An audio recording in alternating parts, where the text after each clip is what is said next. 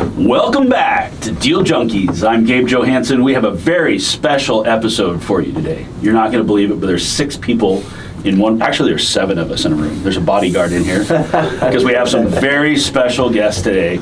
We have the Polos and Vince. Mm-hmm. So Polo 2, Polo 3, and Vince number 4. You guys all have numbers on your names, so we'll have to talk about that a little bit. You guys flew in here on your own airplane.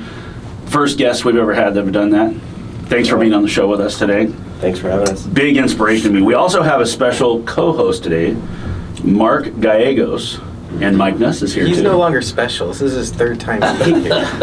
He's pretty regular. Well, we've always announced him as a guest, not as a co-host. Yeah, true. Yeah. He's going to co-host this with us. Yeah. We're going to see how you do. Are you excited? Yeah, Mark? different version of me today. We'll see. Well, I'm just going to pass it to you then. No. Yeah, take the lead. He's got to warm up. You got to warm up. All right, guys. Well, thanks for being here with us today. So we want to dig in, and it's going to be hard to do because there's so many stories to tell between the 3 of you. But if you guys, I think what I want to do is give Polo Sr. the chance to maybe kick us off with the family story, your background, how you got started. I've heard you don't have to tell us everything. But give us just, give us like the 5-minute overview or 10-minute overview of where you started, where your family came from, and how you got to where you're at today. So first off, these guys, you're all part of the same Garza trucking. By the way, I was driving down the freeway yesterday with Paul Curley, who you met. Oh, yeah? And we looked over and Paul goes, "Look, it's a Garza truck."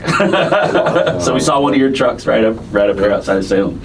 So Polo Sr., you kick us off? Yeah, Polo Garza here. We, Monterrey, Mexico is where we're from, born and raised over there. But so real, getting into the important details. So our families, were from Mexico, migrated in the 50s, late 40s, and they caravan through the whole United States.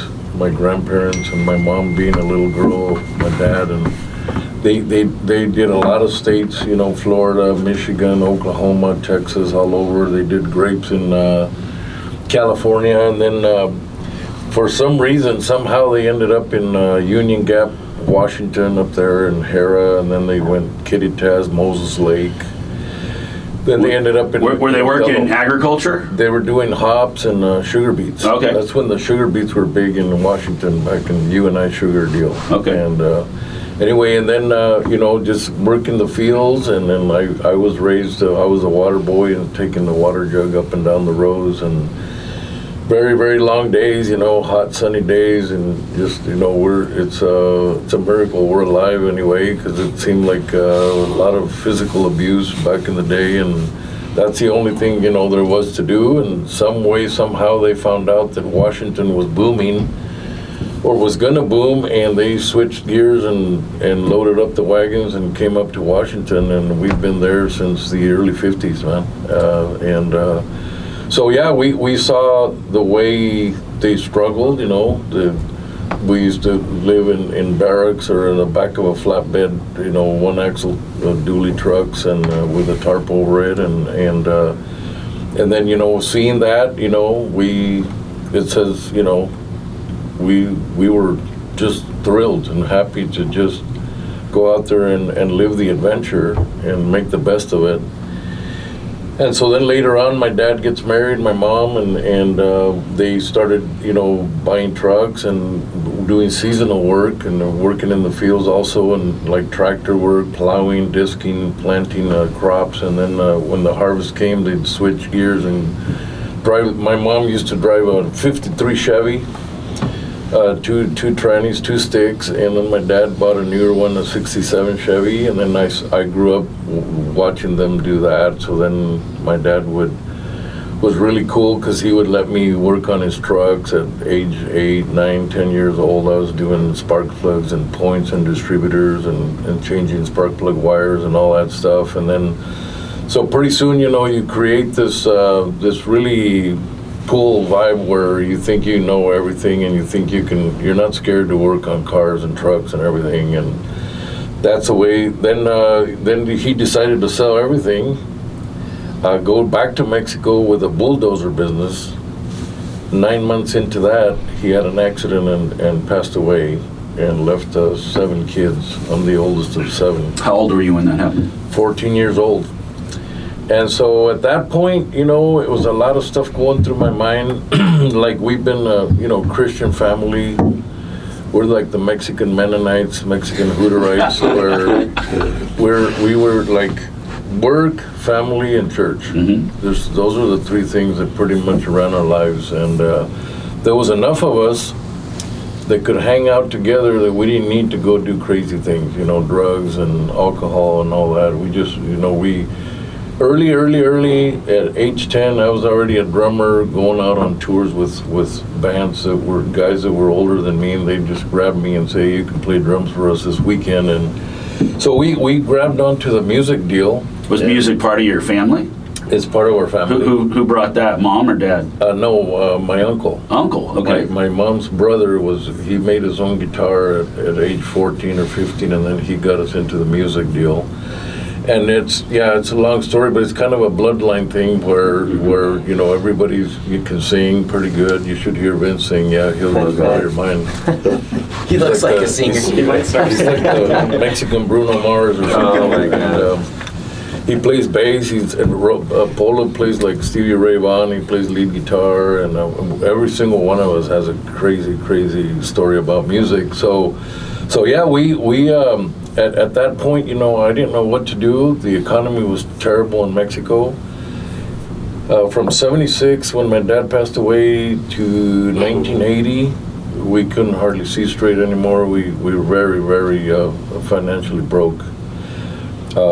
Everything went backwards on us and went sideways, and so I loaded up the wagon and came back to Washington, hitched a ride with one of my uncles. My grandpa said a quick prayer for me and gave me $100 bill from his little piggy bank. And by the time I hit Othello, Washington, I had zero money because somebody broke down, and there's a 7-car convoy, and somebody broke down, so it took us longer to get to Washington. So I started with zero money, with zero clothes, and no bicycle, no car, no nothing. It was just whatever, couple shirts and a pair of pants in Othello, Washington, and just worked my way. Right away, I learned something from one of my supervisor manager guys. I worked at a fertilizer plant, so by this time I had a diesel mechanic certificate for automotive and diesel, and so I brought the certificate with me, and the guy started paying me $4 an hour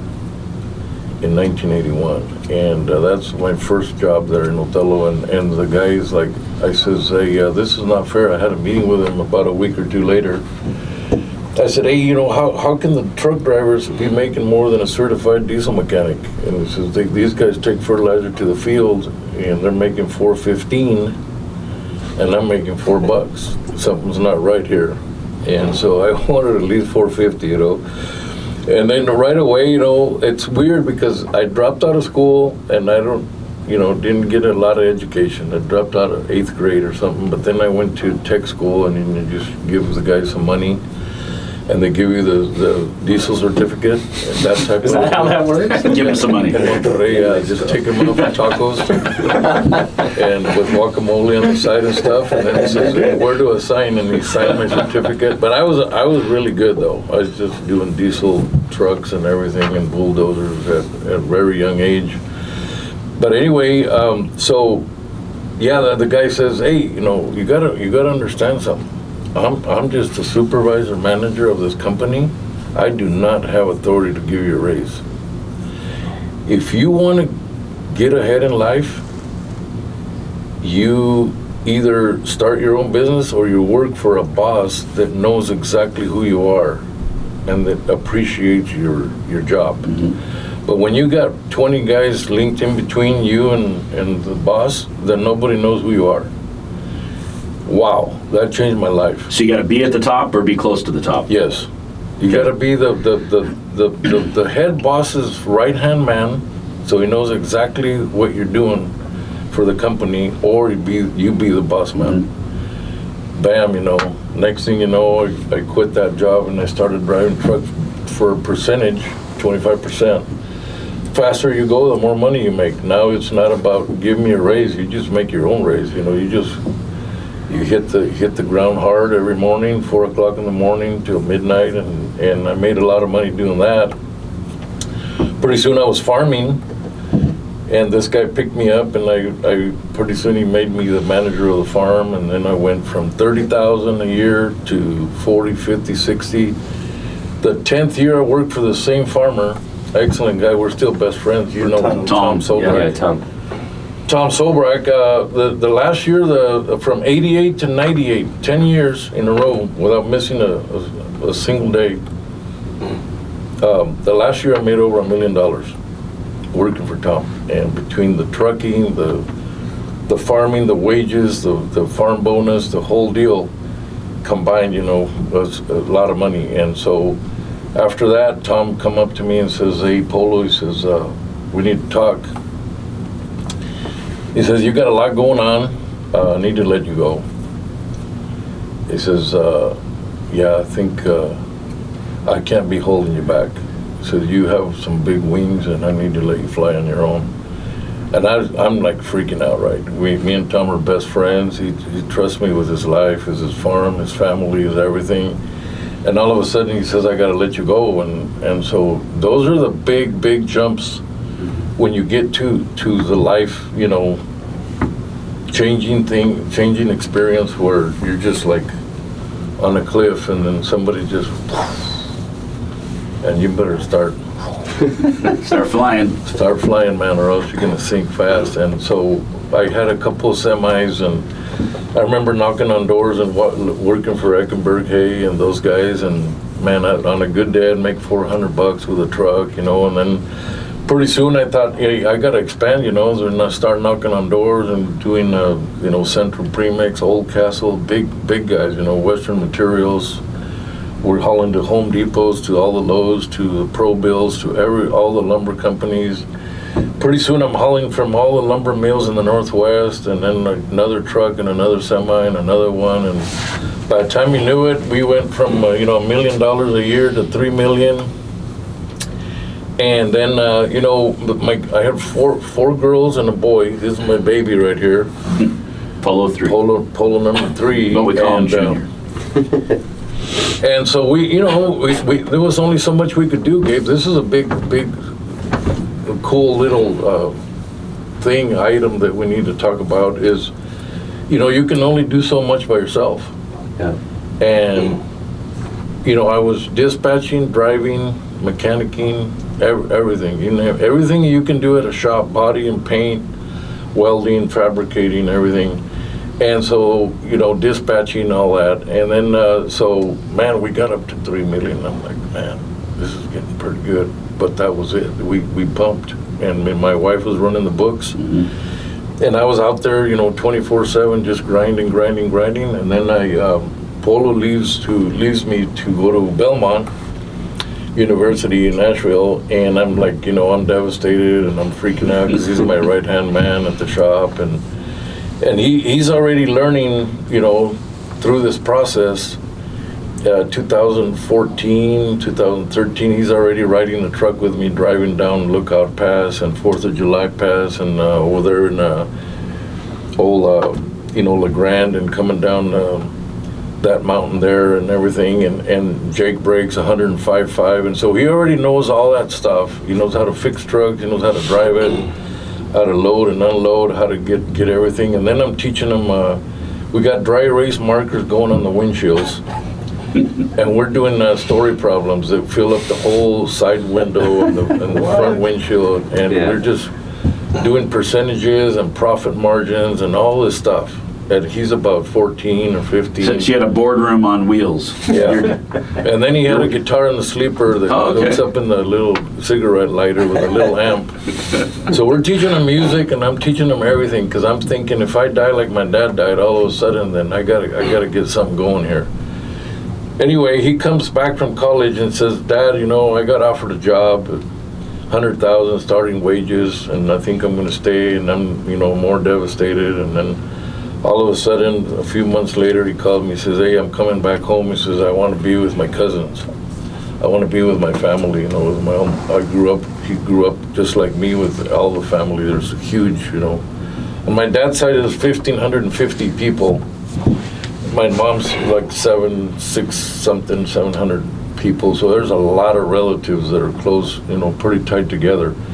He comes over, and in 9 months, Gabe, he brought us from 3 million to 9 million in sales.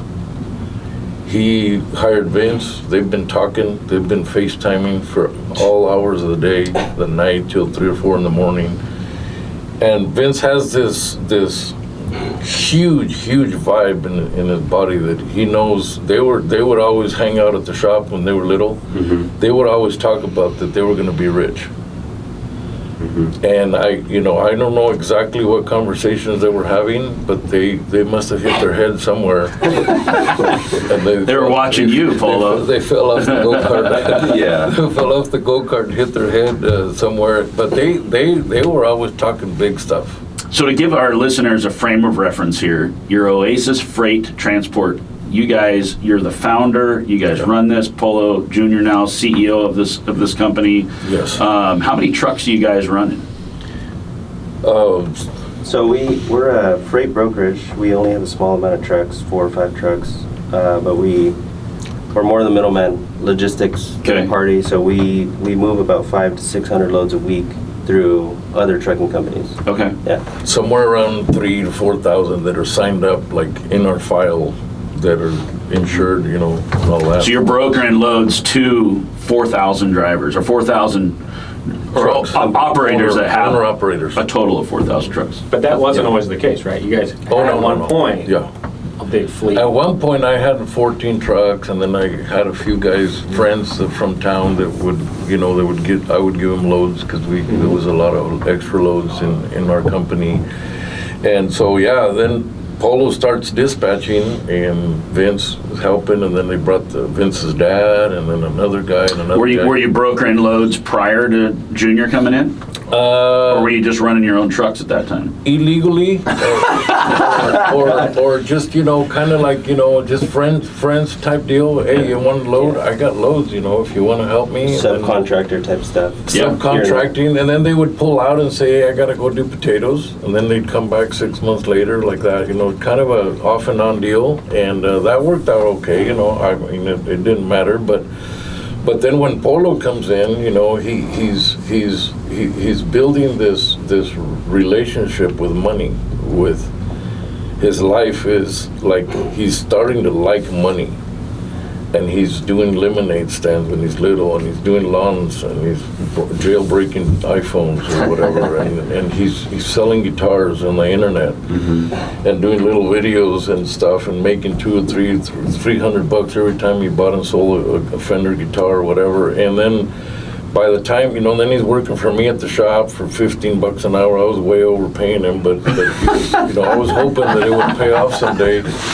And it did, it worked out. I'm just one of those lucky guys, a lucky parent that my son always, stuck with me. We had a really good relationship. We got along pretty good. I have to say 90% of the time we get along really good. He respected me, and I respected him, and I treated him like an adult, since he was little. And I always made sure that I would stop and share what's going on. Why are we doing this? Why we don't do this? And then, $9 million in 18, 17 million the next year, and just 25 million, and then in 22 we hit almost 50 million. Then the economy took a big turn, and then we went back down 50% back, but these guys are fighters. I mean, these guys, these are not your average cats here. Tell me a little bit of stats, Vince, of the average broker, how much loads a good dispatcher broker will dispatch in a day. A good one will probably dispatch around 5 to 8 loads a day at like $200 profit each, and that's a good one. Yeah. And what are you guys doing? And these guys, Vince we're is doing doing- 200 by himself. Yeah, doing like 30 to 40 a day at like 350 to 400 profit each. So, am I a blessed guy? You know, we're all very, very blessed to have each other and to be such a close team and be able to just really capitalize on knowing what we know. You know, you got my experience from my grandpa, my dad, and then me, hands-on for 3 million miles behind the wheel. There ain't nothing I haven't seen or done. I figure, I know, I feel like I have a doctorate degree in trucking because I've seen it and done it all. All the way from replacing, you name it, motors, transmissions, and brokering and figuring out a good rate because it's a weird load. It's going to go to no man's land in McCall, Idaho, and nobody wants to go over there. So you start learning all this stuff of what people need, and you can sense the voice of the guy on the other line, and you know when to hit him and when to run for it, you know, or you know when to say no to the load, like totally, and say, hey, you know, like, I'm not going to do this load because it doesn't matter how much money, it's too dangerous, and we're here for the long run. We're not here just to, you know, in and out. So anyway, you learn all this stuff, and then these guys take it to the next level because of their education, their knowledge, their ability to be able to interact with technology and computers. And I want to touch on that because you made a comment that I've thought about dozens of times since the first time we talked through this story, but you said you and Tom, the guy that employed you during those early years, you almost had a contest of who could give each other the most value. You know, and the way you phrased it, and I might be paraphrasing here, but you said, I worked so hard, and then he'd give me pretty abundant raise, and then I felt like I had to outdo him, and I'd outwork that role. And you make this ladder of growth, and that just has resonated with me a lot. And it sounds like through the people you're around, you've been able to make that a principle of pushing people, letting them become, you know, their absolute best. And so I'd love to hear, because I look up to the way you've built a family business and built a, you know, principled approach to everything here. And one thought I'd love to get into is just how you've created, you know, that North Star for everybody from a work ethic standpoint, from a obligation to each other, and, you know, making the best for each other. And just how that's, because obviously with Polo, like, he had the ability to go out and make his own decisions, but for whatever reason you ingrained in him wanting to bring that back and make a difference. I feel, you know, I think it's a gift that, you know, most of us are, you know, born with a certain gift. And I think my gift has been like a people person. You know, I really try to motivate everybody and make them feel really good. I make them feel important. I make them feel like, you know, hey, you know, you're just an awesome guy. I mean, period. And he's the mojo. Yeah. We wouldn't be where we're at without you. And you're just, you know, I'm praying for you. And I say, look, you know, I pray for you and your wife and your kids, because this is a big machine, and every single part needs to run perfect. If somebody breaks down, the whole machine goes down. And this is, so every time Vince goes somewhere on vacation or travels, you know, we're always praying for each other, and always, you know, we got like, you know, find my friends, location, where are you at, you know, be careful, you know, we're with you, man, you know, what are you doing right now? And we always talk about a lot of stuff, you know, like decisions. What are you going to buy? What are you going to sell? Why should you buy it? Why should you not buy it? Investments. He told me about Mark, and I go, you got to watch Mark. And then you guys have been together for how many years now, Vince? For 5. Oh man. No, you mean hanging out? 13, probably. Oh yeah. But hanging out as investment, investing for like 5 or 6 years. 5 or 6 years now, and so that's such a, you know, awesome deal to be able to make everybody in the team feel important, and just the vibe, man. It's a different vibe. I mean, I don't know how to explain, these guys will talk a little bit about the vibe that happens, like you want Monday to come around. You're not like saying, holy smokes, I can't believe I got to go back to work, It's when I got on the saddle in the truck on a Monday morning at 2 or 3 in the morning, I was like dying to get back on that truck and give it everything I had. And when you have that type of mentality and that attitude, you watch out. It's not like, oh my God, oh man, I can't stand it. I'm gonna go. And we can talk about, there's guys, oh yeah, I don't like trucking because you have to get up early and you're never home and you don't get to see your kids and you don't get to see when they play baseball and Little League and this and that, and I'm missing all the assemblies and all that. So I'm just gonna, I'm gonna sell my truck and I'm gonna be a taco guy. Oh yeah, I don't like to make tacos because people, complain about the onions or whatever, the meat's not good. So I'm gonna sell my taco truck and I'm gonna be a carpenter. Pretty soon, dude, you're 50, 60 years old and you never got professional. You never became a professional guy at one thing. Just cook it good and be a good trucker, be a good baseball player, be something like a master, a doctorate degree in something to where you can master that and make money with it. And so this is what these guys are just getting so good at, the communication skills, at the wisdom that they have when they're talking to a client, a customer, sitting around the table. Never in my wildest dream I thought that we would, be doing, podcasts or meeting guys like you or talking to head honchos at Weyerhaeuser and Home Depot and all these other big companies, GP and all this stuff all over the place, go to big shows, big conventions, and flying in our own airplane. All of this is just crazy, but the main thing that made this happen is just pushing forward. Never looking back and saying, you know what, I'm gonna wimp out, man. I can't take this no more. I can't take the hours, I can't take the grind. I ate dirt and grease and oil for 30 years of my life or more. And now for me to be clean and, wearing boots every day and just, is wow. I can't believe it, and it's, we had a Hispanic Chamber of Commerce about 2 days ago. And I invited my brother Ray, and at the very end of the deal of the meeting, they passed the microphone around.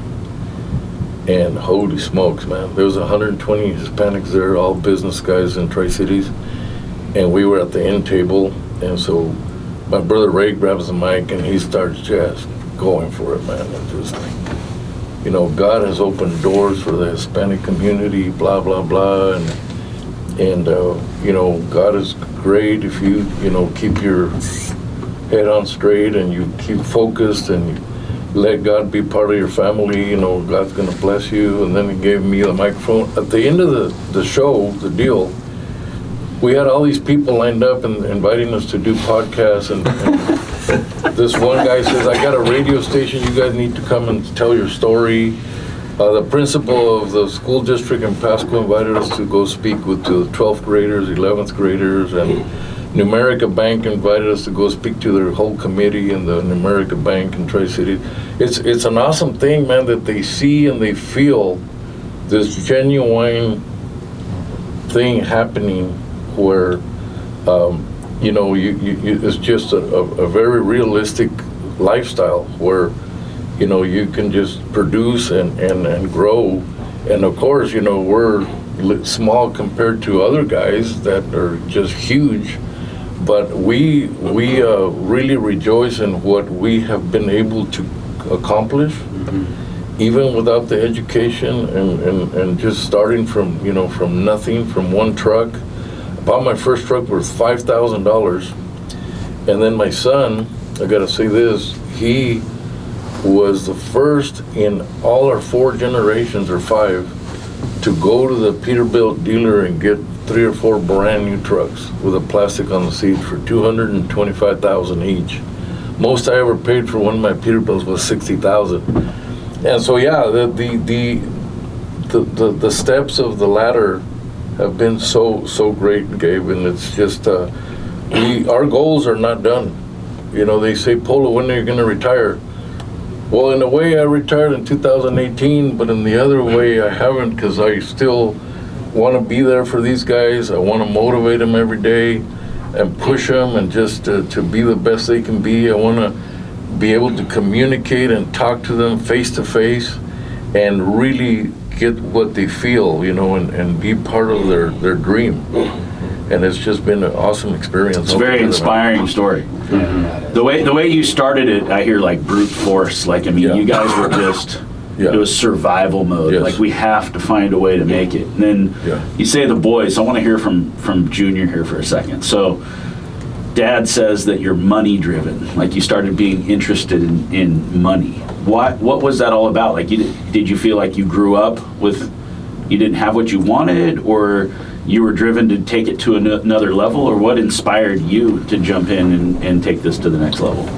I think I just had sort of like a talent for managing and administration of it. Watching him run a business, like he was saying, he would teach me everything. He treated me like an adult when I was 5 or 6. You know, I would ask questions, and instead of just brushing me off, he would teach me anything I wanted to know. And we kind of started, you know, just doing little things here and there, and we, as far as his business, I sat him down. I think I was 12, and I said, hey, you're not paying me. I know a lot of stuff. I move the trucks for you. I wash them. I do a lot of stuff. This is what I want. I said, I'm going to make a calendar, and I'm going to mark when I work a half day or a full day. Mm-hmm. And a half day, you're going to pay me $15, and a full day, you're going to pay me $25. And he was like, okay. Yeah.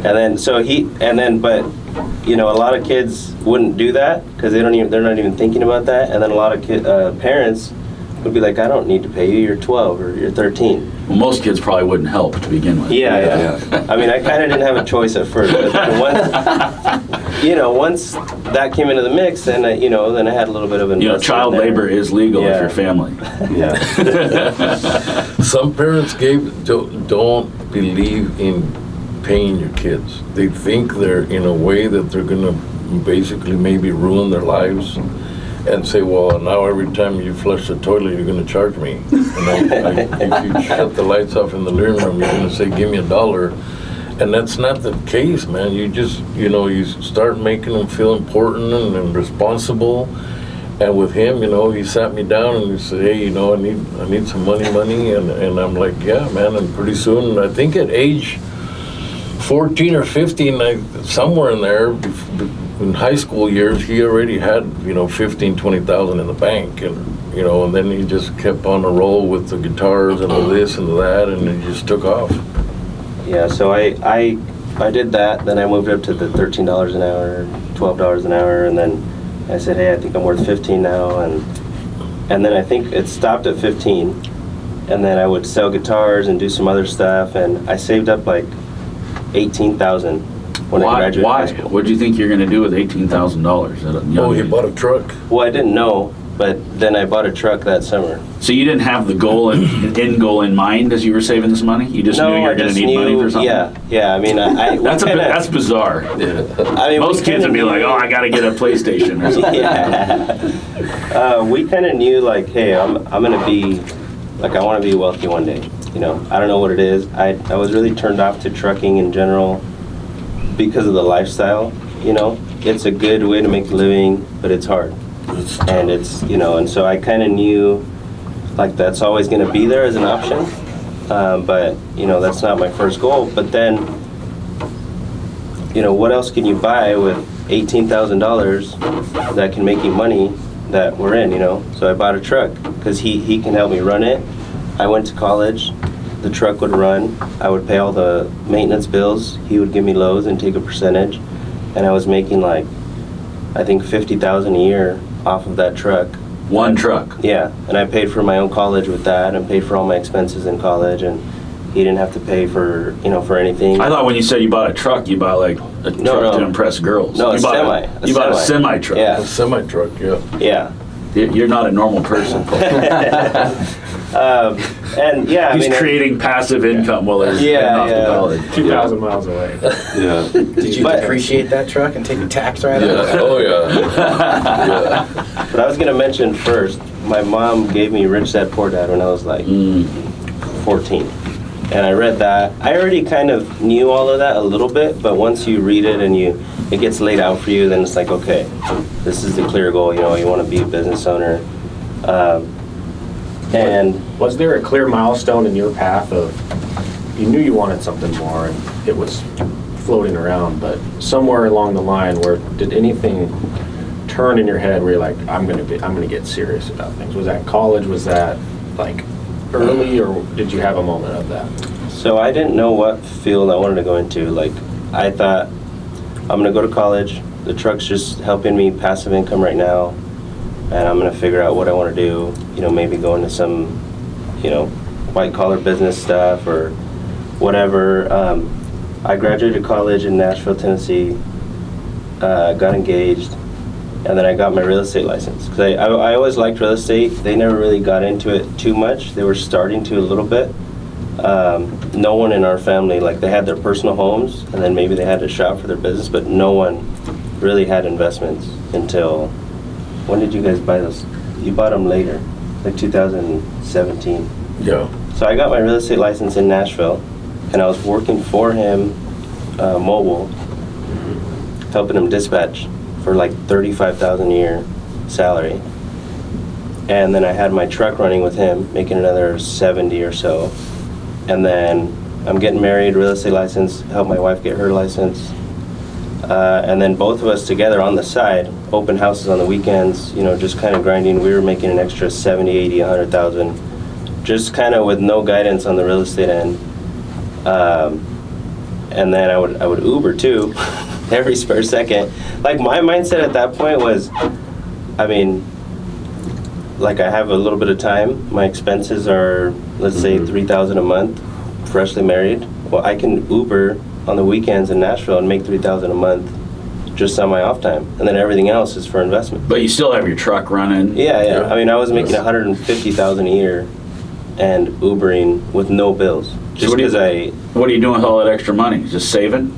at that point, just saving, yeah, just saving and Still not knowing what you were gonna do with it. Yeah, and then 2017, Vince was working for an accounting firm in Washington, and we started talking, and we were just talking about he was wholesaling. With Mark. With Mark. Yeah, with Mark. Wholesaling houses? Yeah. Okay. Or trying to. Yeah, trying to. Trying to. But he kind of was telling me about that, and I started thinking about doing that. We were listening to, at that point, we started listening to Bigger Pockets and, YouTube's podcasts, and just getting more financially educated, yeah. And then we were just talking, and we kind of just started having big dreams about, hey, I don't even know how we brought up the brokerage, if it was you or me, but we just started talking and had this fire that grew about him working for us and going off in a new direction.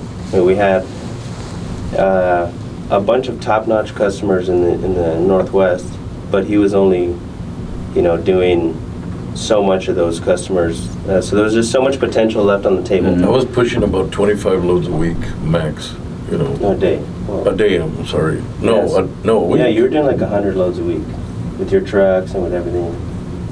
Well, because I remember 60, we... 70. This is the 10% where you don't get along. What- You disagree on how many loads you're running. Something tells me we should trust Junior in this conversation. I used to write everything in a notepad, right? Zero.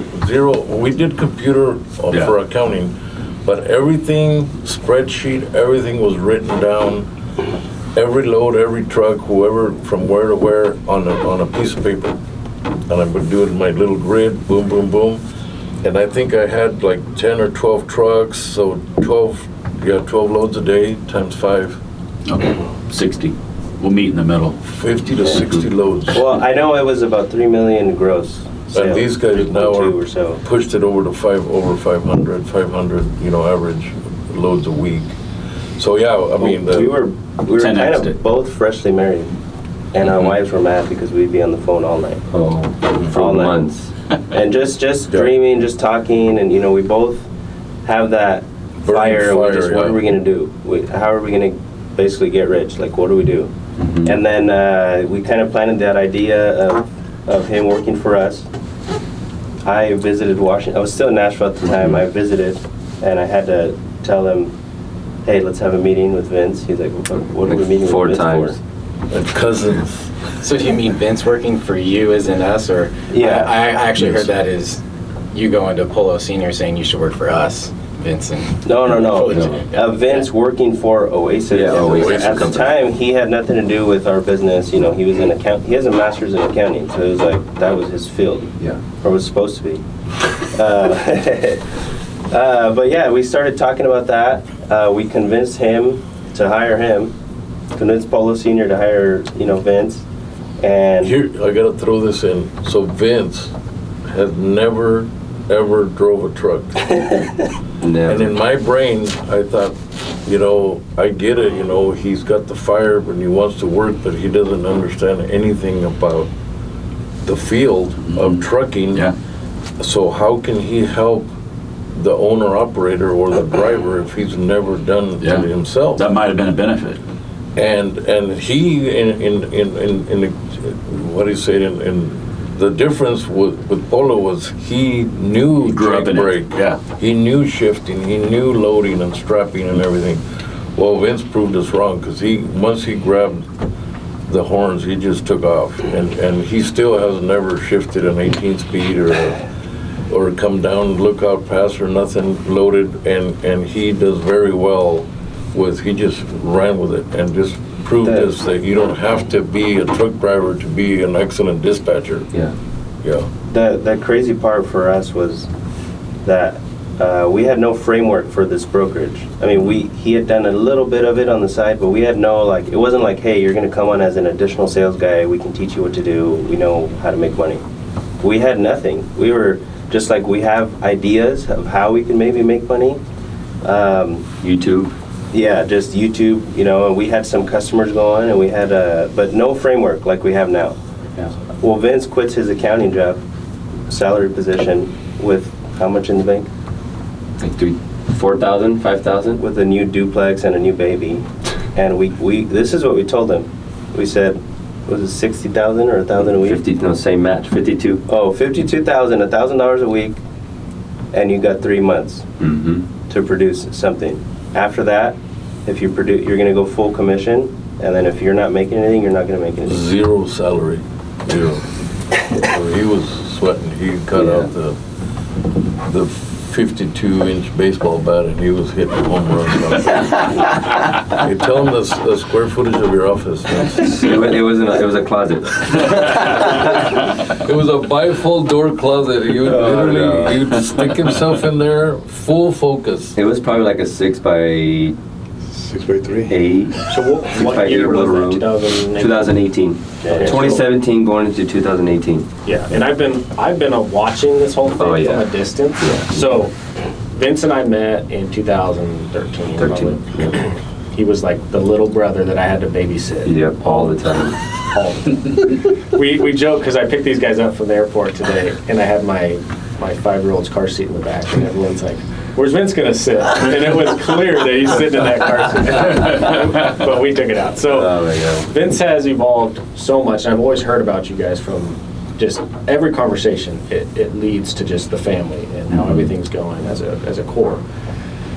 But to give some scale to it all, I mean, me and Vince were wholesaling in college and pumped about $1,000, pumped about $5,000, and seeing the $50,000 salary turn into a duplex, turn into exiting that duplex, turn into buying a bunch of properties in Texas and investing, 6 figures in a matter of minutes into these projects, and the scale in a very short time, and just the limitless, perception of what life can be is amazing and energetic and really powerful to me, watching it happen too. But I mean, I would love to dive into how you guys have been able to grow that from 2018, starting the brokerage, no framework, you're not walking into a well-oiled machine, you're creating it as you go. Yep.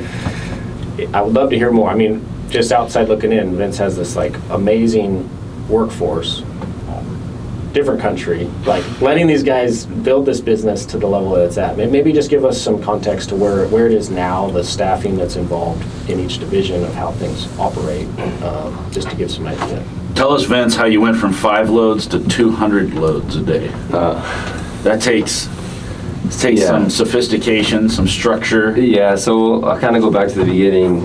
You know when you're not in the right element, and I felt that at the CPA firm, and I quit right before tax season, and I pretty much got banned. Smart man. I got banned from every CPA. Before your first tax season, or just one of my the first. I don't know about that, but I'm So not. I was working at I was working here at the Secretary of State as an auditor. in Oregon. In Oregon, here.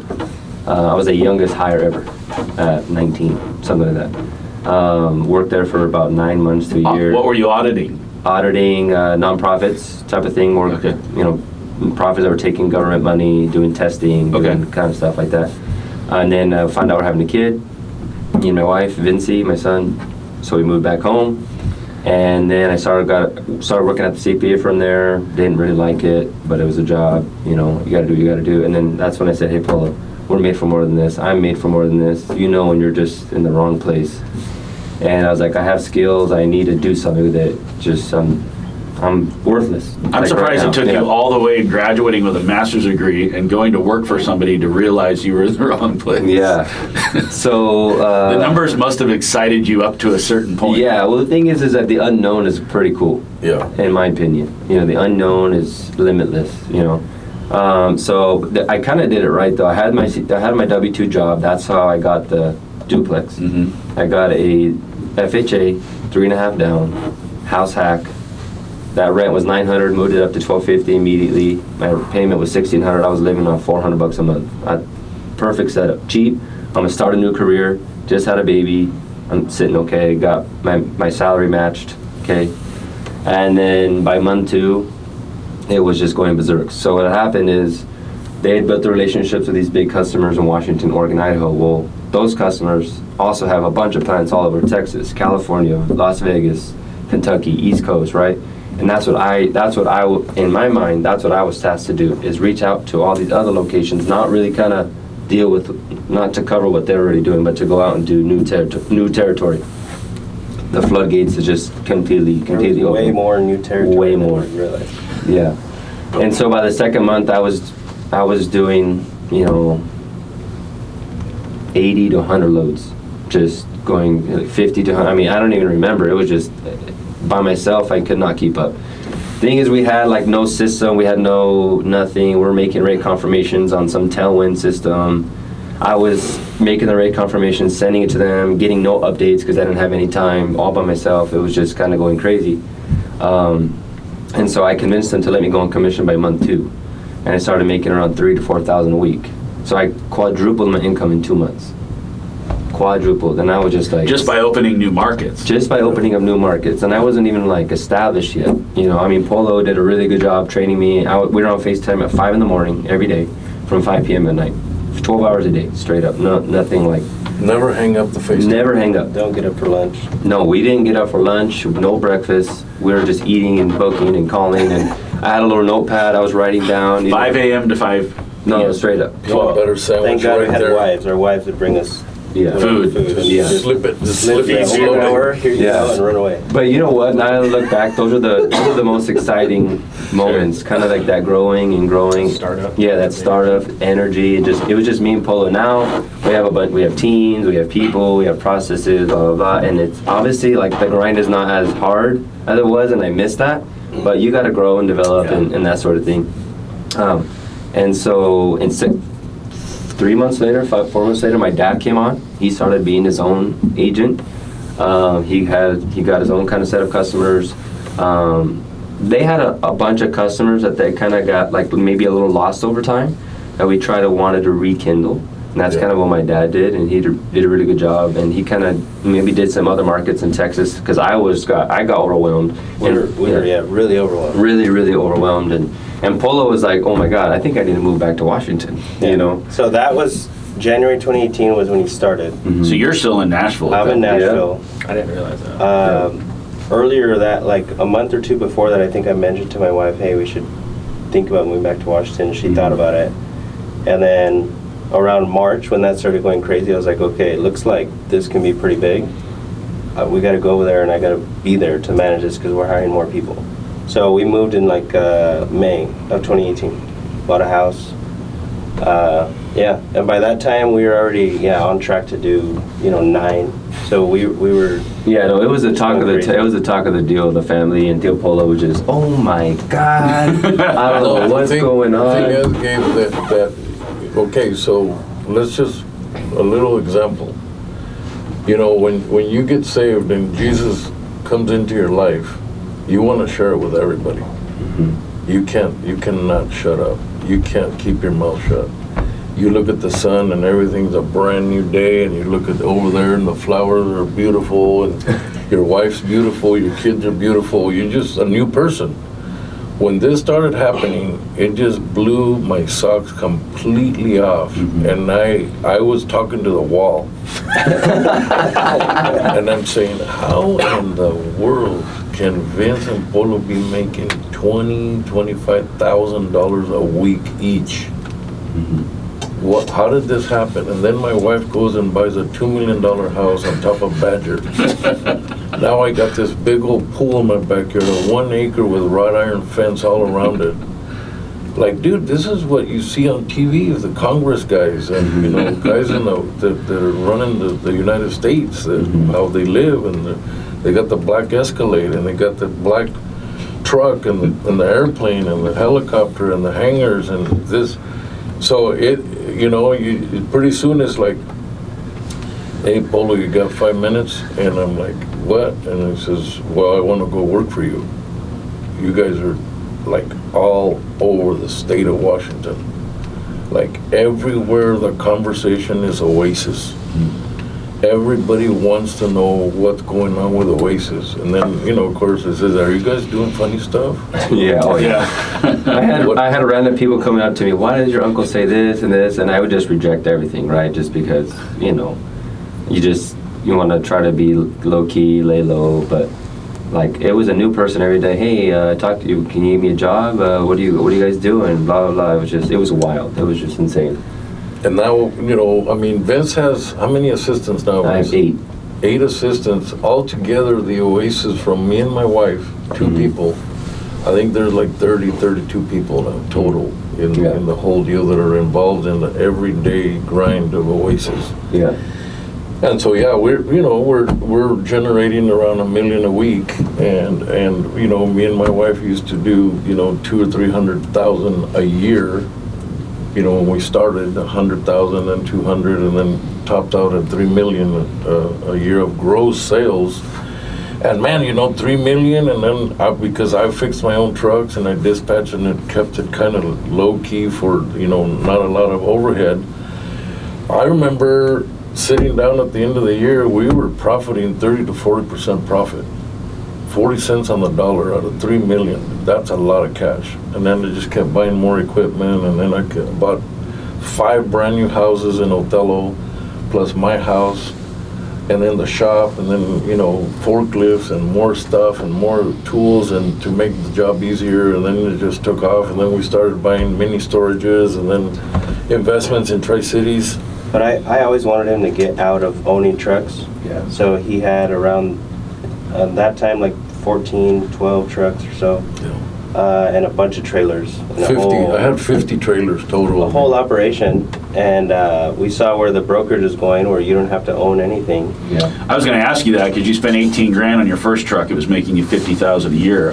Why didn't you just say, I want to own 10,000 trucks? Too much liability. That was the backup plan. That was the backup. It's always the backup plan. Yeah, that's still the backup plan. Yeah. I own 4 today, so I kind of went to 4, upgraded everything, and then just kind of kept there. We don't really want to grow that side. It's because of liability. Liability and drivers, and fuel's $5 a gallon, and it's just insurance. It's like a trap. It's like when you keep buying it over and over to save on taxes, then you keep pouring into it, you keep buying, and then you get busier, more liability, more insurance, and then you don't keep any of your money to go invest in real estate.